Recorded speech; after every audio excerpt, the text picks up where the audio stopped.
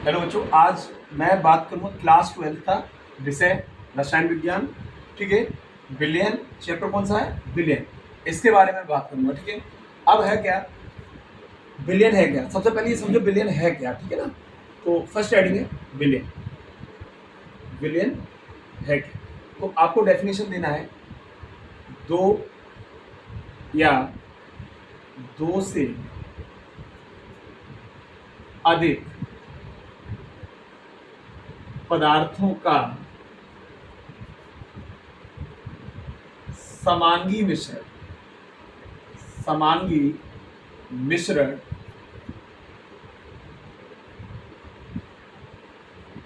Billion कहलाता है।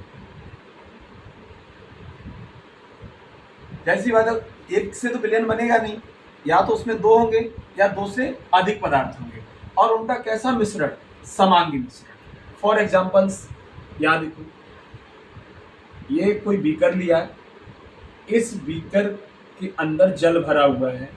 क्या भरा हुआ है? जल। हमने इसके अंदर चीनी को ऐड कर दिया। किसको ऐड कर दिया? चीनी को।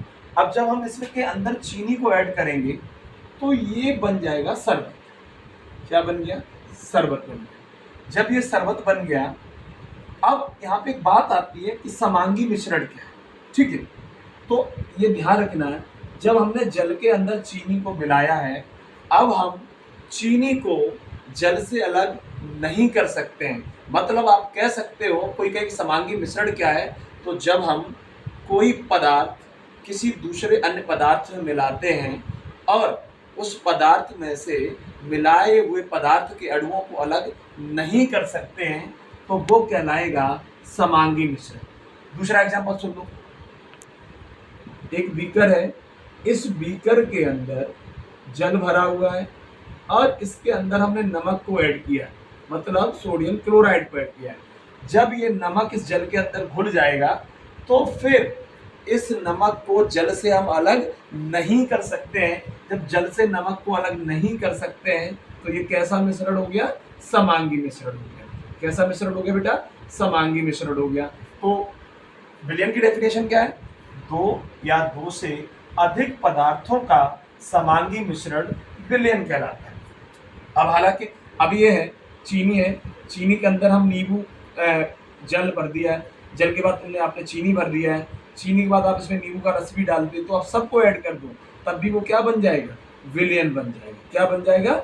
विलियन बन जाएगा। ठीक है ना बेटा? तो अब समांगी मिश्रण भी हमने बता दिया। समांगी मिश्रण क्या है कि आपने किसी पदार्थ में अन्य दूसरे पदार्थ को मिलाया और आप उस पदार्थ के अणु को उस जिस पदार्थ में आपने मिलाया उसमें से अलग नहीं कर पाते हो, तो वो समांगी मिश्रण कहलाएगा। ठीक है ना? अब दूसरा सुन लो, एक और एग्जांपल सुन लो। आपने एक जल भरा हुआ बीकर लिया, इस बीकर के अंदर आपने पत्थर को मिलाया। क्या ये पत्थर इस जल के अंदर घुलेगा? नहीं घुलेगा। अगर नहीं घुल रहा है तो ये कैसा मिश्रण हो गया बेटा? विषमांगी होगा। कैसा हो गया? विषमांगी। और जब विषमांगी मिश्रण है तो विलयन वो नहीं होगा। क्यों? क्योंकि विलयन की डेफिनेशन कहती है दो या दो से अधिक पदार्थों का समांगी मिश्रण क्या कहलाता है बेटा? विलयन। तो आयु आप समांगी भी समझ गए और विषमांगी। क्या विषमांगी मिश्रण कभी विलयन हो सकता है? नहीं हो सकता है। क्यों? क्योंकि आपने जो उसके अंदर पदार्थ मिलाया है वो उसमें घुलेगा ही नहीं, और घुलेगा नहीं तो वो फिर विलयन नहीं बनाएगा। क्या मिश्रण बनाएगा? हाँ, मिश्रण तो बनाएगा, लेकिन मिश्रण कैसा होगा? विषमांगी। ठीक है, आप इसको स्क्रीनशॉट ले सकते हो या इसको नोट कर सकते हो। ठीक है,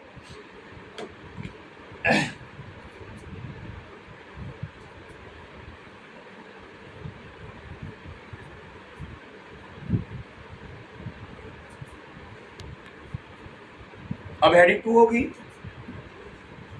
क्वेश्चन पूछा जाता है कि विलयन के घटक बताइए। विलयन के घटक बताइए। घटक घटक क्या होता है कि विलयन किससे मिलकर बनता है? घटक क्या होता है कि विलयन किससे मिलकर बनता है? तो विलयन के दो घटक होते हैं। विलयन के दो घटक होते हैं। दो घटक होते हैं, एक का नाम विलेय होता है और दूसरे का नाम विलायक होता है। दूसरे का नाम विलायक है। ठीक है बेटा? अब तुम कहोगे विलेय क्या है? सुन लीजिए, आपने क्या किया, यहाँ एक विलयन आपने तैयार किया और वो विलयन 100 ग्राम का है। और वो विलयन किसका है? इस विलयन के अंदर जल है और जल के साथ साथ आपने इसके अंदर नमक को ऐड कर दिया। 100 ग्राम का विलयन है, इसमें नमक केवल 20 ग्राम आपने डाला था और इसमें जल है वो आपने 80 ग्राम डाला था। तो ये बताइए इसमें मात्रा किसकी कम है? नमक की तो कम है, केवल कितना मिलाया तुमने? 20 ग्राम। ज्यादा किसकी है? जल की। कितनी है? 80 ग्राम। दोनों को आपने मिला के ही तो विलयन तैयार किया है। विलयन पूरे कितने ग्राम का हो गया? 100 ग्राम का। तो विलायक इसमें कौन हुआ? जल, क्योंकि जल की मात्रा ज्यादा है। नमक की मात्रा केवल कितनी है? 20 ग्राम है। तो नमक है यहाँ किसका काम करेगा? विलय का। तो बताइए बेटा विलयन के कितने घटक होते हैं? विलयन के 2 घटक होते हैं, एक विलय, दूसरा विलायक। जिसकी विलयन के अंदर मात्रा कम होती है वो विलय, जिसकी मात्रा ज्यादा होती है वो विलायक।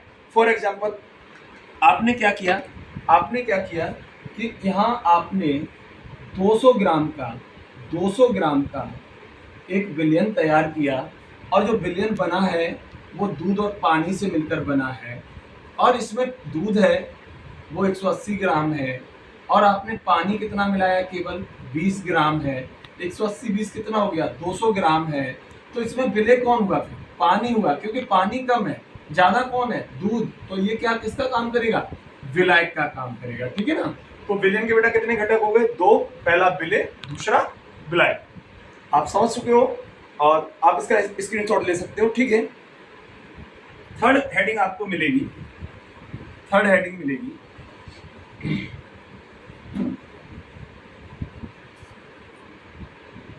उससे पहले क्वेश्चन आता है, बोर्ड एग्जाम में क्वेश्चन पूछा गया है। थर्ड हेडिंग से पहले बोर्ड एग्जाम में, बोर्ड परीक्षा में क्वेश्चन पूछा गया है कि विलयन का भौतिक स्वरूप कैसा हो?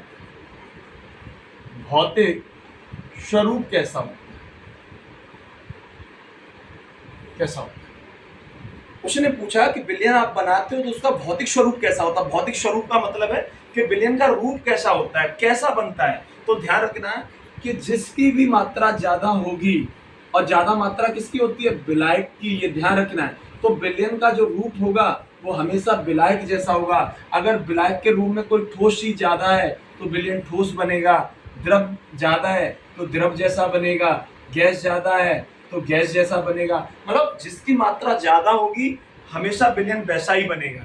तो ज्यादा मात्रा होती है उसको आप बोलते भी क्या हो? विलायक। तो आपको ये भी बताना पड़ेगा कि विलयन में जिसकी मात्रा अधिक होती है वो विलायक होता है और विलयन का जो भौतिक स्वरूप बनेगा वो विलायक जैसा ही बनता है। ये ध्यान रखना, ये बोर्ड पेपर में पूछा गया। ठीक है, आप इस क्वेश्चन को नोट भी कर सकते हो। थर्ड क्वेश्चन, वो थर्ड डेफिनेशन क्या थी? विलयन के प्रकार। थर्ड डेफिनेशन क्या थी? विलयन के प्रकार।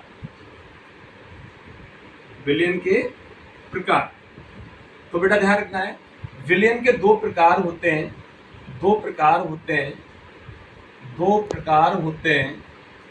पहला बेटा होता है संतृप्त विलयन। कौन होता है? संतृप्त विलयन। क्या होता है? संतृप्त विलयन। दूसरा बेटा क्या होता है? असंतृप्त विलयन। दूसरा क्या होता है? असंतृप्त विलयन। क्या होता है बेटा? असंतृप्त विलयन। अब आप कहोगे संतृप्त क्या होता है? संतृप्त का मतलब होता है भरा हुआ। क्या होता है? भरा हुआ। कैसे? आपने क्या किया? आपने इस जल के अंदर चीनी को मिलाया। किसको मिलाया? जल के अंदर चीनी को मिलाया। आप चीनी को घुलते जाते हो, आपने चीनी की मात्रा इतनी कर दी, कुछ समय बाद वो चीनी घुलना बंद हो जाएगी और वो नीचे जाके तली पर बैठ जाएगी। तो ध्यान रखना है, आप यह कह सकते हो किसी भी विलयन में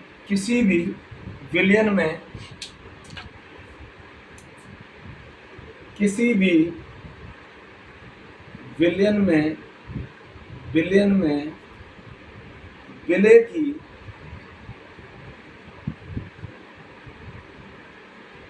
घोली गई अधिकतम मात्रा संतृप्त विलयन कहलाती है। संतृप्त विलयन कहलाती है। अब फिर असंतृप्त विलयन क्या है? तो देखा होगा कि किसी भी विलयन में किसी भी विलयन में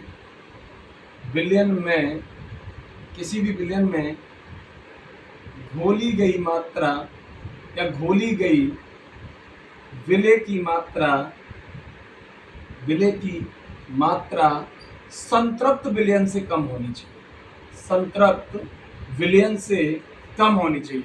मतलब असंतृप्त विलयन क्या है? तो आप कहोगे कि किसी भी विलयन में घोली गई विलय की मात्रा किससे कम होनी चाहिए? संतृप्त विलयन से कम होनी चाहिए। तो वो क्या कहलाएगा? असंतृप्त विलयन कहलाएगा। ठीक है, ये तो विलयन के प्रकार हो गए। विलयन कितने प्रकार का होता है? 2 प्रकार का होता है, एक संतृप्त, दूसरा असंतृप्त। मतलब विलय की घोली गई अधिकतम मात्रा संतृप्त विलयन कहलाएगी और विलय की घोली गई संतृप्त विलयन से कम मात्रा असंतृप्त विलयन कहलाएगी। ठीक है, अब ये तो विलयन के केवल प्रकार हो गए। ठीक है ना। और अगला क्वेश्चन क्या है कि बोर्ड एग्जाम में एक क्वेश्चन और पूछा जाता है, वो ये पूछा जाता है कि भौतिक अवस्था के आधार पर, अगली हेडिंग है, बढ़ा लेना आप इसको, भौतिक अवस्था के आधार पर विलयन कितने होते हैं? हम सब जानते हैं, क्या जानते हैं कि अवस्थाएं 3 ही होती हैं। अवस्थाएं कितनी होती हैं? 3। पहला ठोस अवस्था, दूसरी पदार्थ की द्रव अवस्था और एक थर्ड होती है गैसीय अवस्था। अवस्थाएं तो 3 ही होती है, सब जानते हैं। अब सुन लीजिए, होता क्या है कि अगर ठोस के अंदर हम ठोस मिला सकते हैं, द्रव मिला सकते हैं, गैस मिला सकते हैं, ओवरऑल कितने बना दिए? 3। ऐसे ही द्रव के अंदर ठोस, द्रव और गैस मिलाएंगे, इसने भी कितने बनाए? 3। ऐसे इसके अंदर मिलाएंगे ठोस, द्रव, गैस, इसने भी कितने बनाए? 3। तो भौतिक अवस्था के आधार पर जो कुल विलयन होते हैं वो बेटा 9 हो गए। कितने हो गए? 9। विलयन के तो वैसे 2 ही प्रकार होते हैं, एक संतृप्त विलयन हो गया, एक असंतृप्त विलयन हो गया, लेकिन भौतिक अवस्था के आधार पर पूछा जाएगा तो टोटल विलयन बेटा कितने हो गए? 9।